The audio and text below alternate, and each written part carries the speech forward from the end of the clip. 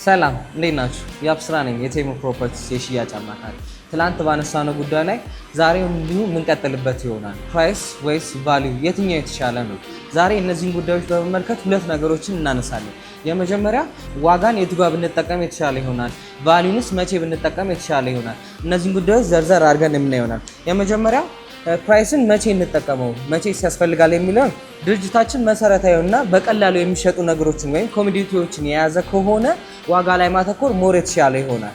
ይህ ማለት በቀላሉ እንድንገኝ ምክንያት ይሆናል። ነገር ግን ይሄ ነገር ጉዳት አለው። ምንድነው ይሄ ጉዳቱ? ሁልጊዜ ካንተ በተሻለ ዋጋ የሚያቀርብ ድርጅት ካለ ሰዎች አንተን ጥለው ወደዛ የሚሄዳለው። ምክንያቱም ይሄ ነገር ምን ተብሎ ይጠራል? በድርጅቱ ሬስ ቱ ዘ ቦተም ይባላል። ስለዚህ እንደ ድርጅት ትልቅ የዋጋ ኪሳራ ውስጥ ራስን ይዘህ የምትገባ ይሆናል ማለት ነው። ይሄን ተመልክቶ ደግሞ ቫልዩን መቼ እንጠቀም የሚሉ ሰዎች ቴሙ ፕሮፐርቲስ የሽያጭ አማካሪ ሰናይ ቀን ተመኘ።